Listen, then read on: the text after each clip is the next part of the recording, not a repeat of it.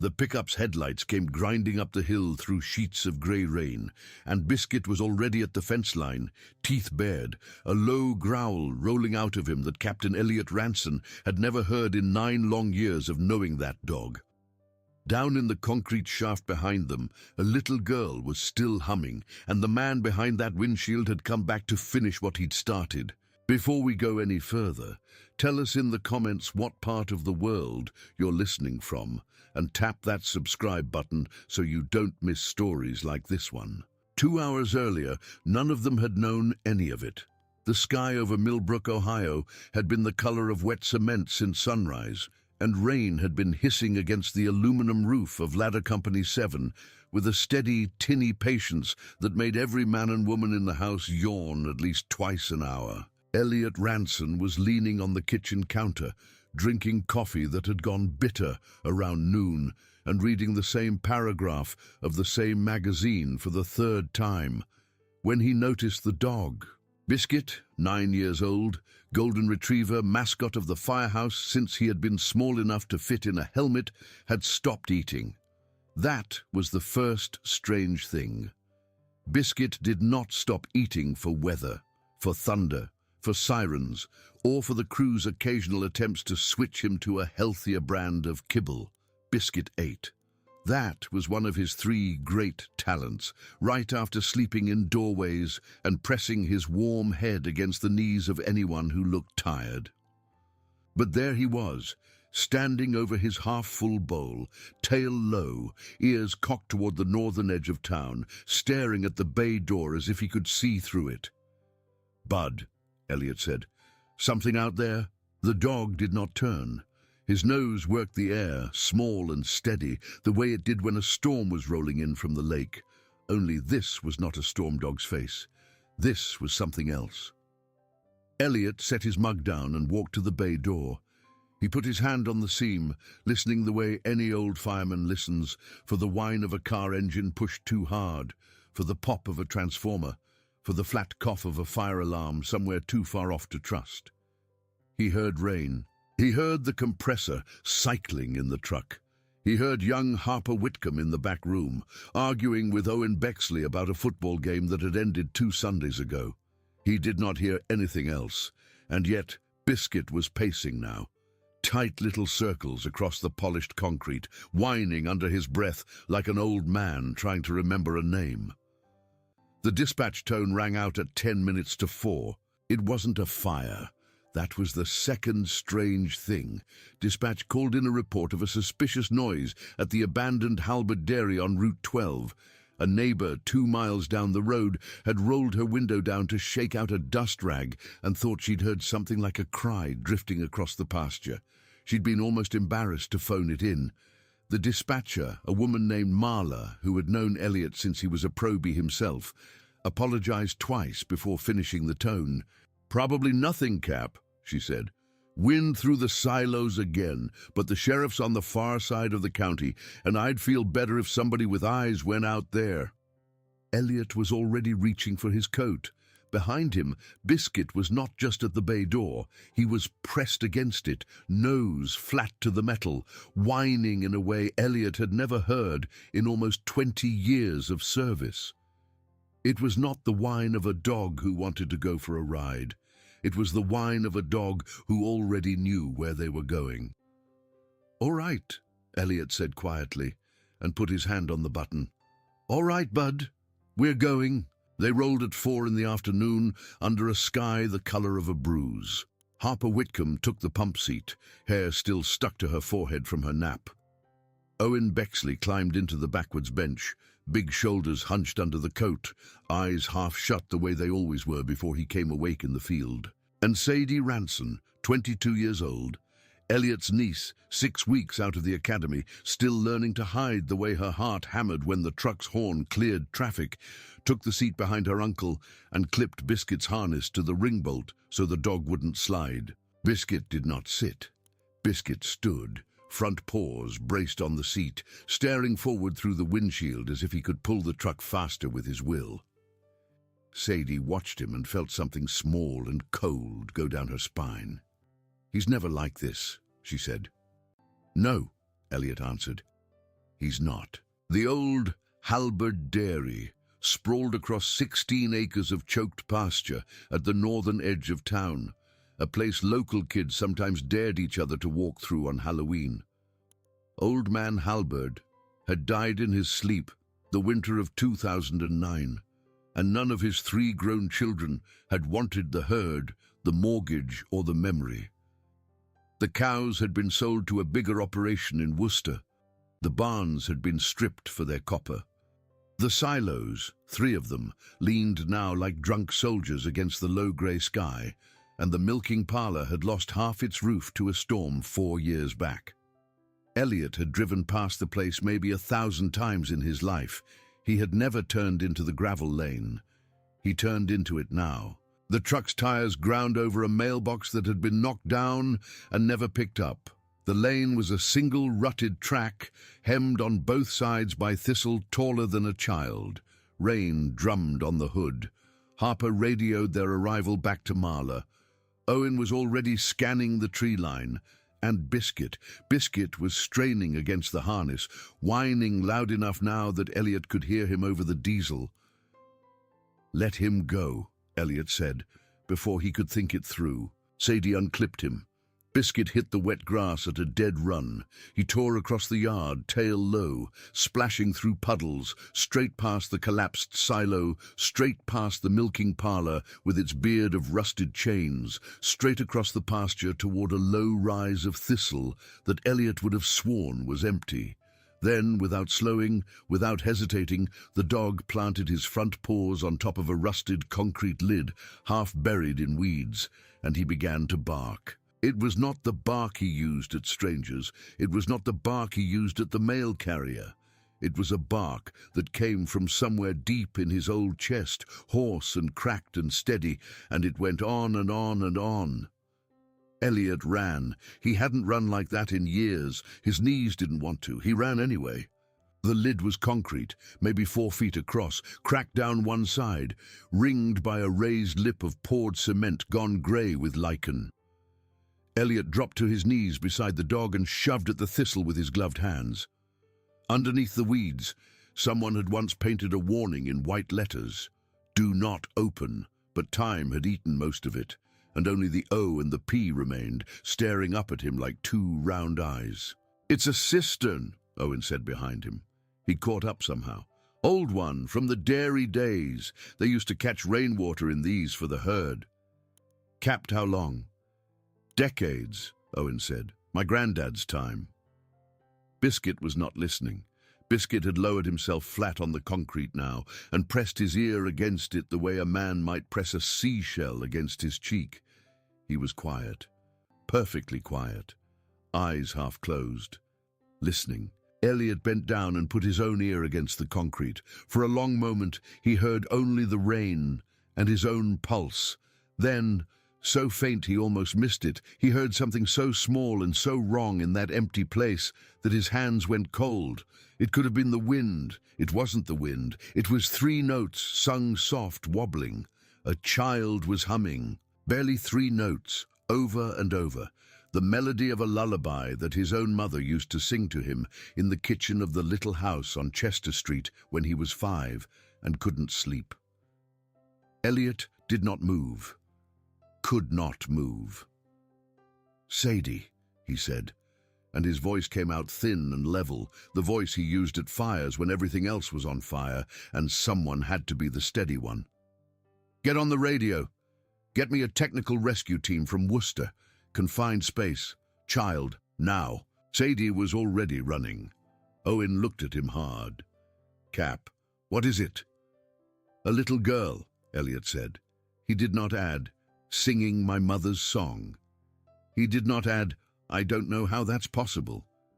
He put it away in the back of his mind and picked up the Halligan bar. They pried the lid together, all 3 of them, Elliot and Owen and Harper, who had left the pump to come running, and Biscuit standing over them with his grey-tipped nose pressed to the widening seam. The concrete grated against itself. The lid was heavier than it looked, waterlogged from years of rain, edged with rust from the old iron ring that had once been used to lift it. It moved an inch, then another, then a foot. Then with a wet gasp of released air, the whole thing came free, and Owen dragged it aside onto the grass. The shaft beneath was almost 20 feet deep and half full of black water. Elliot's flashlight beam caught the reflection first, a dark wet mirror at the bottom, laced with floating leaves and something that might have been an old glove. Then, halfway down, clinging to a rotted wooden crossbeam that had been set into the walls decades ago to hold a pump, a little girl. 6 years old, maybe. Her arms were locked around the beam, her cheek was pressed to the wood, her lips were blue, and she was still humming. "Sweetheart," Elliot heard himself say. His voice cracked. He steadied it. "Sweetheart, we've got you. We've got you now. Do you hear me? What's your name, honey?" The humming stopped. There was a long, terrifying silence, and then a whisper so small it barely made it up the shaft. "Poppy." "Poppy what, honey?" "Poppy Vance." Behind him, Owen swore softly under his breath. Elliot heard Sadie's radio crackle. He heard Marla's voice, high and thin, saying they'd been looking for that name for 2 full days. "Poppy," Elliot said, keeping his voice warm, keeping his face out of the shaft so she wouldn't see how his eyes had gone wet. "Poppy, we're going to come down there and get you. You just keep humming, okay? That's a beautiful song. Where did you learn that song?" There was another silence, then the smallest, hoarsest voice. "Grandma." Elliot closed his eyes for 1 second, one only, and then opened them and reached for the harness. Owen was already stepping into it. He was the biggest man on the crew, and the gentlest, a bear of a fellow who could carry a full-grown deer over one shoulder and cry at a country song on the radio. His hands worked the buckles fast, sure, with a calm that had gotten Elliot through a dozen worse days. "I've got her, Cap." "Slow going down. Those walls look older than my father." "Slow it is." Harper worked the winch. Sadie kept her uncle steady on the top edge, one hand on his belt, the other on the radio, calling in updates in that same quiet, disciplined voice she had already earned in 6 short weeks. Biscuit lay on the wet grass, with his head across Elliot's boot, and did not move. Owen went down 2 feet, then 5, then 8. The rope creaked, the winch hummed, rain drummed on the concrete lip. Somewhere far off, thunder rolled behind the silos. And then the first pressure hit. It came without warning, a low, sick shudder that ran through the concrete under Elliot's knees. He felt it in his teeth before he heard it.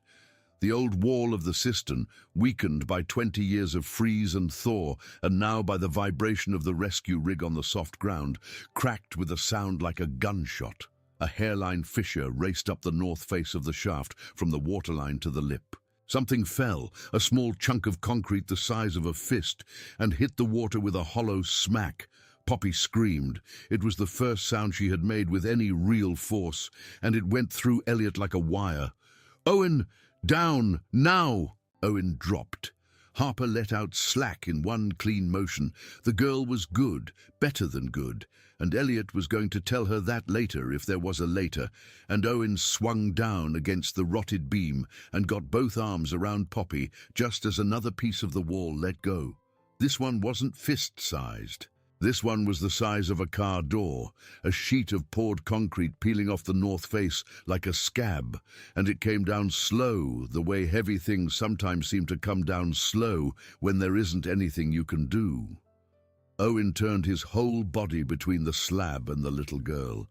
He tucked her against his chest, pulled his helmet forward, and took the hit across the back and shoulders. The sound it made was not a sound Elliot would ever forget. For one long second, nothing moved. The dust of pulverized concrete billowed up out of the shaft in a grey cloud that smelled like a 100-year basement. Then Owen coughed. Then he swore. Then he lifted his head and said, in the same easy voice he used to order a burger at Kappa's on Main, "I'm okay, Cap. She's okay. Bring us up, slow." Harper was already winching. Elliot heard his own breath ragged in his throat. Sadie was crying quietly, still on the radio, still calling out the updates in a voice that never once wobbled. They were 4 feet from the top when the second pressure hit, and this one was not the wall. It was a voice out of the radio at Sadie's hip. Sheriff Delano, hoarse, out of breath, his siren wailing behind his words. Elliot, listen to me. The girl in that hole, the Vance kid, she wasn't lost. Do you hear me? She was taken. Elliot's head came up. Taken. 2 nights ago, off her own front porch, there was a man, used to work at the Halberd place back when it was still running. Name of Wendell Ockham. Rebecca Vance filed the report Thursday, and we've been running that name every direction since. Elliot, Ockham was released from county lockup last week. He told the girl he'd come back for her, and a neighbor 2 miles out just called saying his old pickup went past her mailbox headed north. Headed where? Headed your way, Cap, and he's 15 minutes out. Elliot Ranson had commanded fires. He had commanded rescues on frozen ponds. He had once, on a blue, cold February morning, commanded a crew of 3 across the frozen surface of the reservoir to pull a 16-year-old boy out of the ice while the sun came up gold over the water. He knew how a decision felt when it was a decision and not a hope. He made this one in a heartbeat. Harper, he said. The engine. Move it now. Harper looked up from the winch. Cap, I'm 3 feet from having them out. Sadie takes the winch. You take the truck. Cross it across the lane, all the way across. Wheels in the ditch, nose in the thistle. Nobody drives past us until the sheriff gets here. Harper did not argue. Harper looked at Owen, still 4 feet down, still holding the little girl against his chest, and looked at Elliot, and ran. Sadie stepped into her place at the winch. Her hands were steady. Her hands had no right to be that steady at 22 years old and 6 weeks on the job. But they were. Elliot took the top of the rope and hauled with her, hand over hand, the way it had been done for 150 years before there were winches. Because sometimes the machine you trust the most is the one that shares your blood. Owen came up out of the shaft with Poppy Vance in his arms. She was smaller than she should have been. She weighed nothing. Her hair was plastered to her cheek, and her hands were locked around the collar of Owen's coat with a strength Elliot would remember for the rest of his life. He would remember the way she looked up at him with eyes the color of pond ice. He would remember the way she was still humming softly, the same 3 notes, as if to reassure Owen he did not have to be afraid. "You're safe," Elliot said, and meant it and knew he was lying. "You're safe, sweetheart, you're safe." He was still saying it when the pickup's headlights came grinding up the hill through the rain. There was no room now for the rescue rig to move. Harper's engine sat across the lane like a fallen tree, and the pickup could not get past it. But there was room. Elliot saw it in the driver's face through the rain-streaked windshield for a man to leave his truck and come the rest of the way on foot. He saw the shape of a rifle in the passenger seat. He saw hands that did not shake. He saw a face that had come here for one thing and did not intend to leave without it. Biscuit was already gone. Elliot did not remember the dog moving. One moment Biscuit was at his feet, head across his boot.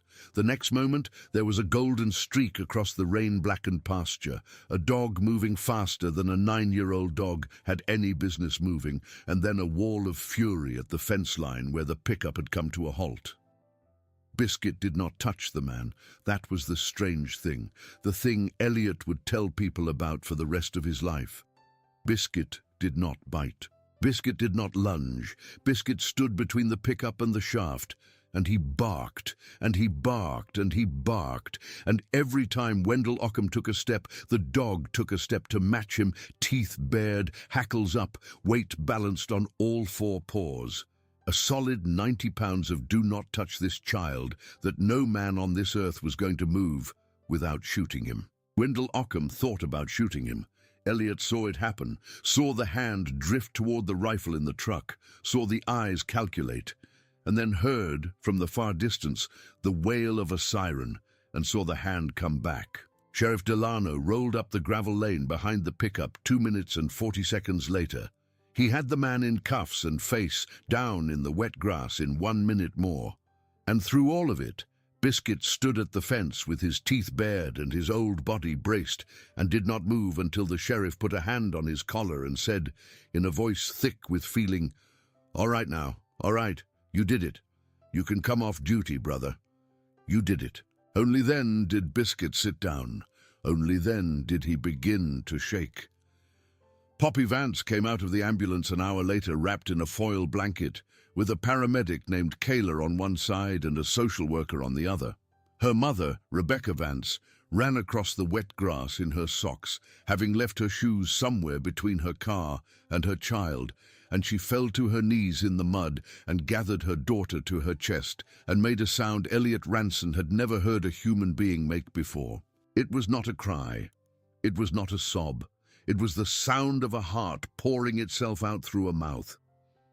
Elliot turned away because he had no right to be watching it, and found himself face to face with the sheriff and could not speak for a long minute. "How did you know," Delano said finally, "to look in that cistern?" "I didn't," Elliot said. He'd looked down. Biscuit was leaning against his leg, eyes half shut, exhausted in a way that made his grey muzzle look 10 years older than it already was. The dog knew. That was the story that ran in the Millbrook Herald the next morning. That was the story that ran on the county television station the night after that. That was the story that ran on the national network within a week. The little girl in the concrete hole. The fireman who took a slab across the back to save her.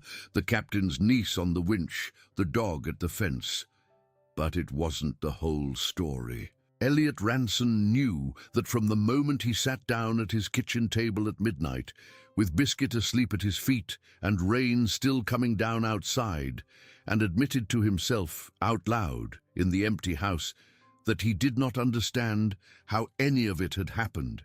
He did not understand how a 9-year-old dog with no formal search training had heard a child humming under 20 feet of concrete and half a foot of water. He did not understand how a little girl he had never met, born 4 years after his own mother had died, had been humming a lullaby Elliot had not heard sung in his own kitchen since he was 5 years old.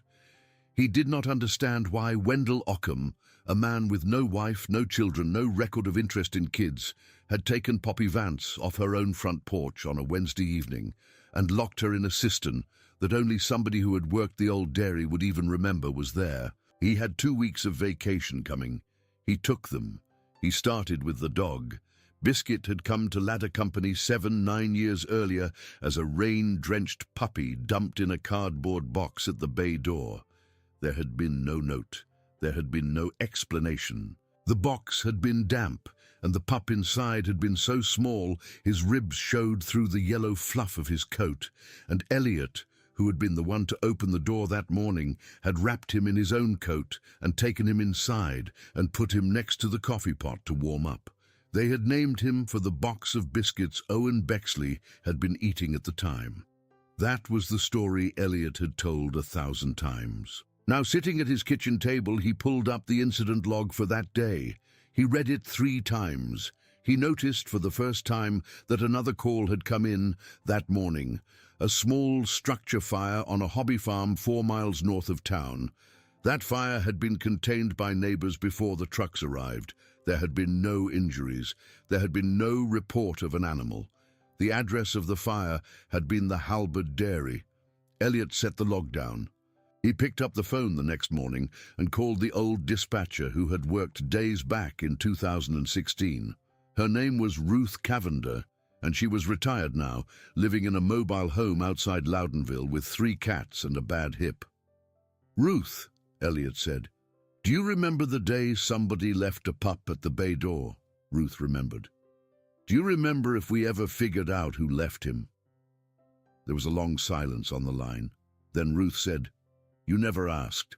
"I'm asking now." Ruth remembered because Ruth remembered everything. She told him the pup had been dropped off by a woman named Nell Ockham, who had been Wendell Ockham's mother, and who had died 2 years later of a heart attack in the parking lot of the grocery store on Route 12. She told him Nell had come by the station in tears, saying her son had brought the pup home 3 days earlier from his job and had wanted her to drown it because it wouldn't stop crying. Nell had said she couldn't drown a puppy. She'd said she couldn't keep it either because her son would find out. She'd said the firehouse was the only place she could think of where a small living thing might be safe. Elliot sat with the phone against his ear for a long time after Ruth stopped talking. The pup had come from the Halberd dairy. Wendell Ockham had brought him home from that job 9 years ago. Whatever had been happening at that dairy after old man Halberd died, whatever had been happening in those forgotten barns and those thistle-choked pastures and those concrete shafts nobody was supposed to know were still open, Biscuit had been there for the beginning of it. Biscuit had been small enough then to be drowned in a bucket and had cried and cried and cried until an old woman with nothing left to lose had put him in a cardboard box and driven him to the only door she trusted. Biscuit had not led them to Poppy Vance by luck. Biscuit had led them home. Elliot did not know if a dog could remember a place from before its eyes were open.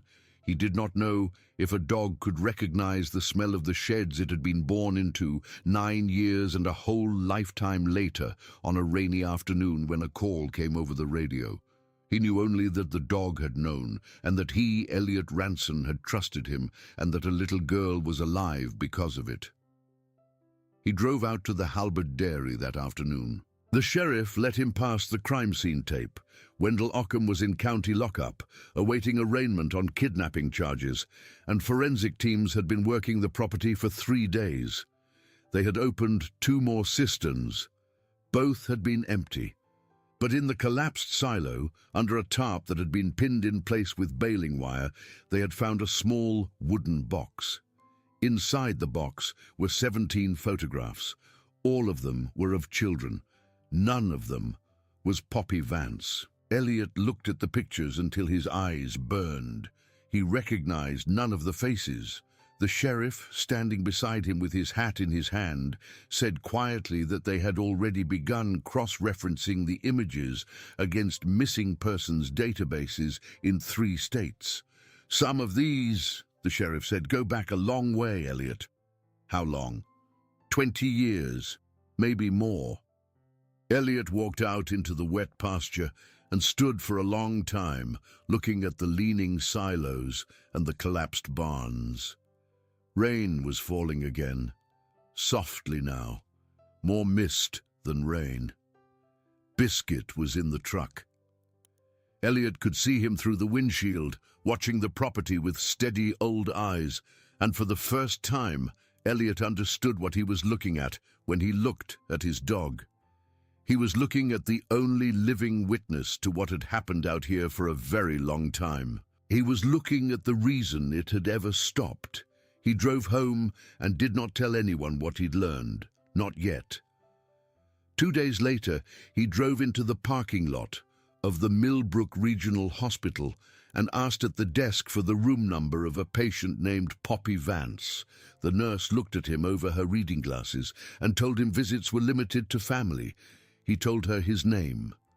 The nurse's face changed. She said the family had left standing instructions that Captain Ranson was to be brought up any hour of any day. Rebecca Vance met him in the hallway. She was a small woman, 33 years old, with dark hair and dark eyes, and the exhausted, wire-tight look of a mother who had not slept in a week. She did not offer to shake his hand. She did not need to. She put both her arms around him instead and held on for a long time. And Elliot, who had held a great many crying strangers in 20 years of service, held her back without saying anything at all. "She's asking for you," Rebecca said finally, stepping back and wiping her face. "She's asking for you and the dog." He had brought the dog. Biscuit sat quietly at the door of Poppy Vance's room, tail sweeping the linoleum in small, slow arcs. And when Poppy saw him from her bed, she made a sound like a laugh and a sob at the same time. And Biscuit walked to her bedside as if he had been visiting hospitals all his life, and put his head down on the mattress beside her hand. Elliot pulled up a chair. He did not speak for a long time. Neither did Poppy. She was smaller than he remembered, tucked into a bed too big for her, her arm bandaged where an intravenous line had gone in, her hair washed and combed and braided into a single plait. Someone had brought her a plush lamb. It sat in the curve of her other arm. "Captain," she said finally, "you can call me Elliot, honey." Elliot. She was quiet again. Then she said, "The dog heard me." "He did. He heard you a long way off. I was singing so he could find me." Elliot went very still. He kept his face soft. He kept his voice softer. "You knew he was coming, sweetheart." Poppy nodded. She pressed her cheek against Biscuit's warm head, and Biscuit closed his eyes and sighed the way old dogs sigh when a burden is set down. Grandma said if I sang her song, a good dog would come." Elliot looked across the bed at Rebecca Vance. Rebecca was standing with one hand pressed over her mouth. Her eyes were shining. "My mother," Rebecca said quietly, "she died 3 years ago. She used to babysit Poppy when I worked nights. She used to sing that song. It was her mother's before her. It came from a little town in eastern Ohio nobody's from anymore." Rebecca swallowed. "She used to tell Poppy stories, Captain. Fairy stories. She used to say if Poppy was ever scared, she should sing the song, because a good dog would always hear it." Elliot did not trust his voice. He reached across and put his hand very gently on top of Biscuit's head. "Well," he said, "she was right." He did not tell Poppy or Rebecca yet about the photographs in the silo. He did not tell them about the box under the tarp. That would come later, from the sheriff, in his own good time. But he sat with them for 2 hours that afternoon, and when he stood up to go, Poppy asked him a question that stopped him at the door. "Was there a boy?" Elliot turned back. "A boy?" "In the cistern," Poppy said. "Before me. Was there a boy?" Rebecca went pale. "Sweetheart," Elliot said carefully, "why do you ask that?" Poppy hugged the plush lamb tighter. "There was a shoe," she said. "A shoe in the water. It didn't fit me. It was a boy's shoe. I held on to it a little while because it was the only other thing down there." Elliot walked out to his truck and sat for 10 minutes with his hands on the wheel before he could start the engine. Then he drove straight to the sheriff's office. The shoe, recovered from the bottom of the cistern the next morning, belonged to a boy named Marcus Hollis. Marcus Hollis had disappeared from a campground in Coshocton County in the summer of 2013. He had been 8 years old. He had never been found. His parents had moved to Arizona 4 years later because they could not stand to drive past the campground turnoff on the way to church. His photograph had been the second in the wooden box under the tarp. By the end of the second week, the sheriff had matched 11 of the 17 photographs to open missing child cases. 6 of the 11 had been closed with the recovery of remains elsewhere on the 16 acres of the Halberd property in the weeks that followed. It was the largest cold case break in the history of the county. It was the reason a federal task force set up a temporary office in the old library on Main Street. It was the reason the little firehouse on 3rd Street, with its aluminum roof and its coffee, that always went bitter around noon, began to get letters from families in 6 different states. And it was the reason, when reporters called to ask what had solved it, Elliot Ranson said the same thing every time. The dog knew. Wendell Occam's trial began on a bright morning in April. Elliot took the stand on the 3rd day. He wore his dress uniform, his hair had gone grayer over the winter at the temples, and Sadie, sitting behind him in the 2nd row, thought her uncle looked older than she remembered him. He testified for 40 minutes. He answered every question in a steady, even voice. He did not once look at the man at the defense table. Wendell Occam's lawyer, a young man doing his best with a case there was no good defense for, tried on cross-examination to make Elliot say that the dog had led them to the wrong place first, or that the humming might have been in his imagination, or that any competent firefighter would have found the child eventually. Elliot answered each question truthfully and briefly. When the young lawyer, sweating now, asked whether it was reasonable to attribute a rescue to a dog's ear rather than a human's judgment, Elliot leaned toward the microphone and said very quietly, "Son, I've been a fireman for 20 years. I know what a good decision sounds like, and I know what a good ear sounds like. That morning, mine wasn't good enough. His was." The jury came back on a Thursday. It took them 90 minutes. Wendell Ockham was convicted on 21 counts and sentenced to consecutive life terms without the possibility of parole. He would die in a state prison in southeastern Ohio 9 years later of a heart attack in the exercise yard, and no one would attend his funeral.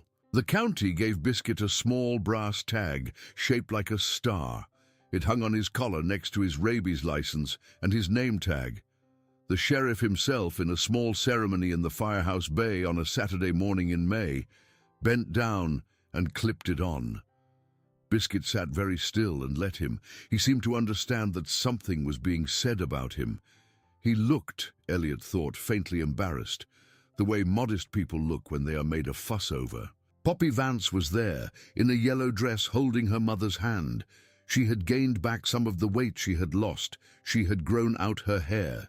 She was in kindergarten now, and her teacher said she was the brightest child in her class, and the kindest, and did not much care to talk about what had happened to her in the cistern, except to say that a good dog had come, just as her grandmother had promised. Elliot Ranson filed his retirement paperwork the next morning. The chief tried to talk him out of it. So did the mayor. So did Harper Whitcomb, who had been promoted to lieutenant the week before and had privately decided that anything she ever did right in her career she had learned from watching Elliot Ranson.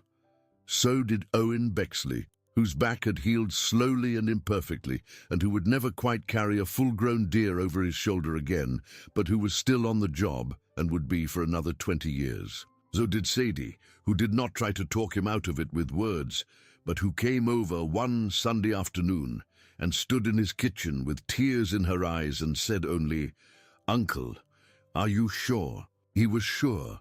He had been sure since the night he sat at that kitchen table and understood what his dog had done. He had been sure since he sat in that hospital room and watched an old golden retriever put his head down on the hand of a little girl who was still faintly humming. He had been sure since Ruth Cavender told him about a cardboard box on a rainy morning 9 years ago.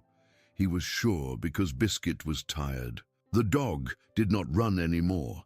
The dog barely walked in the last months.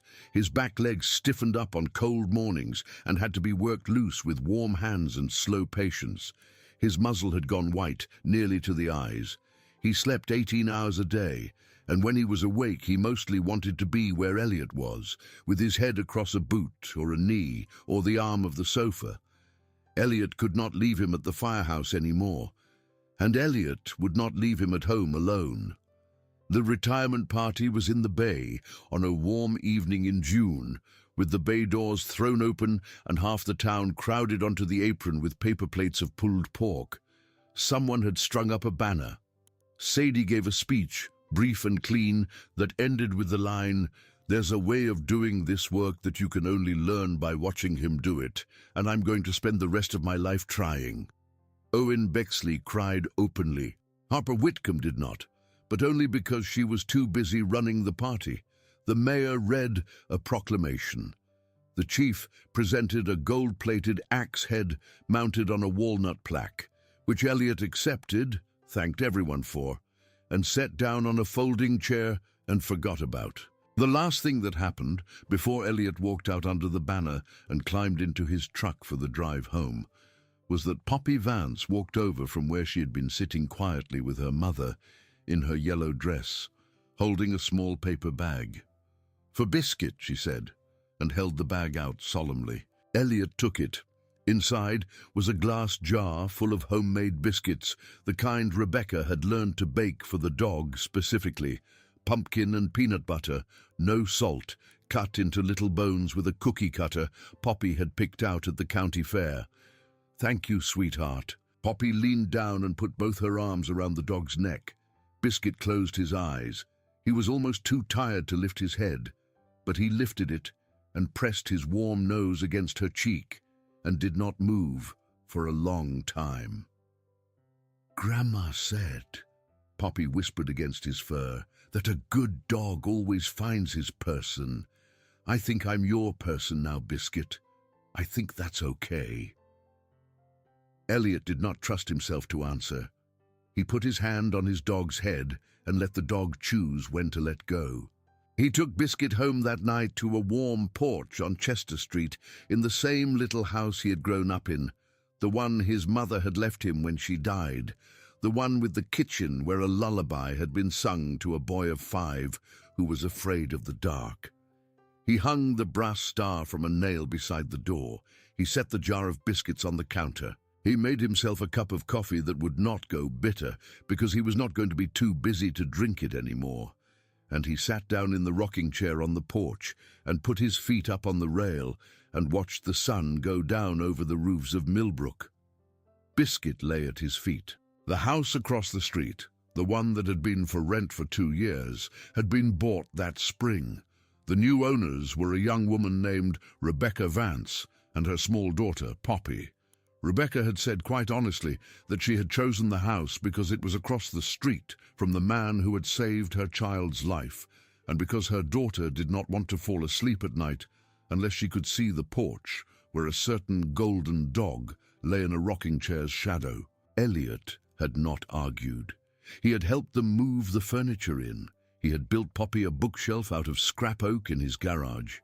He had learned, at the age of 58, how to braid the hair of a 6-year-old girl on the mornings when Rebecca had to leave for work early, and Poppy would come over in her pajamas and eat cereal at his kitchen table with Biscuit's head across her knee.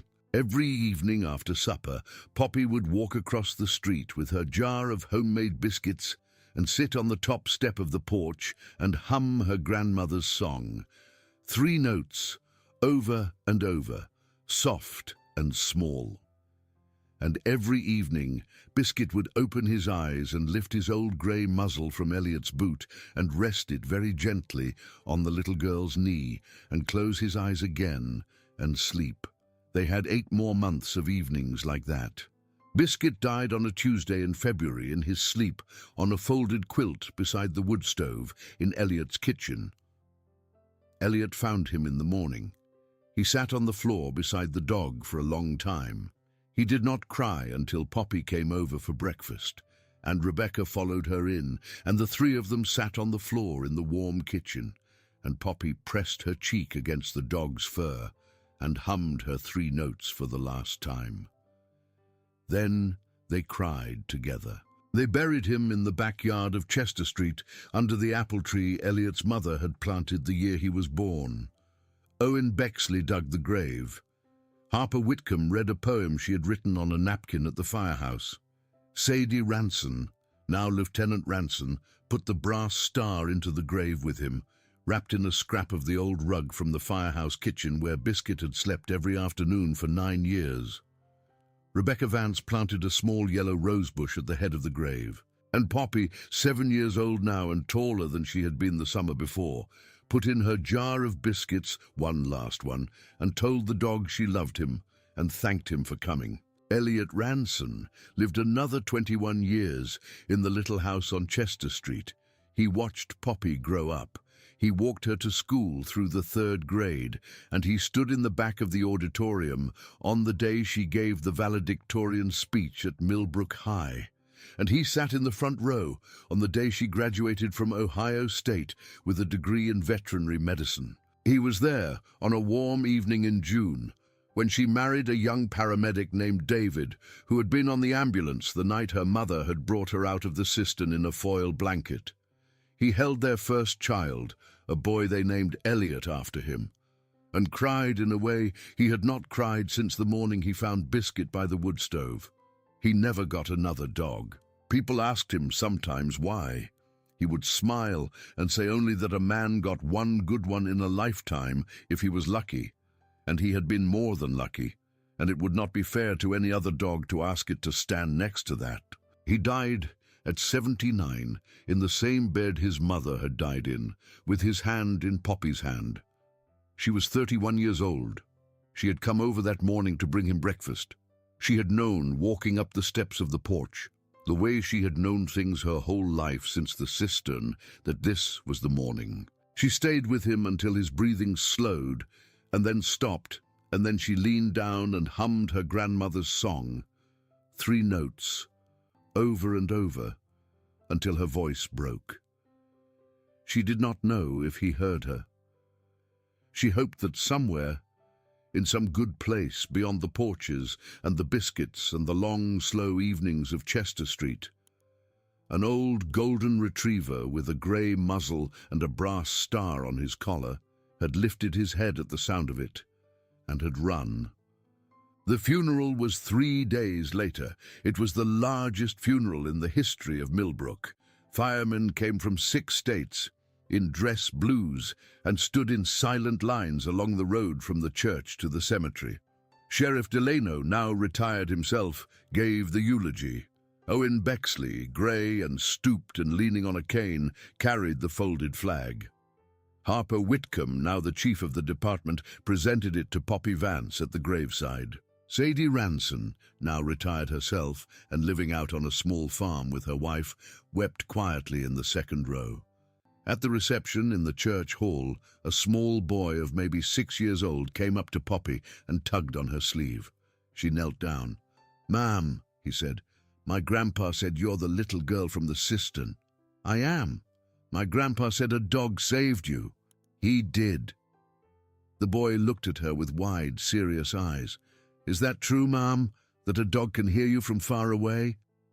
Poppy Vance, who had grown up to become one of the finest veterinarians in the state of Ohio, whose clinic on Route 12 had a small brass star mounted on the wall beside the front door, whose oldest patient was a 3-legged shepherd mix named Bookend, that she had rescued from the pound the year her Uncle Elliot died, put her hand very gently on top of the boy's head. "Yes, sweetheart," she said, "it's true. A good dog can hear you from a long way off, sometimes from further than you think you're calling. All you have to do is sing." Outside the church hall, rain was starting up again, soft and slow, drumming on the roof with the same tinny patience it had drummed on the aluminum roof of Ladder Company 7 on a grey afternoon almost 30 years earlier. And in the cemetery on the hill, under a stone that read only "Elliot Ranson, Captain," and beneath it a smaller stone that read only "Biscuit, Good Dog," the wind moved through the long grass and carried the sound of a lullaby down toward the town. If this story moved you, take a moment to leave a like, share it with someone who loves dogs the way we do, and tell us in the comments the name of the good one who found you in your life. And subscribe to the channel. There are more stories like this coming, and we don't want you to miss a single one.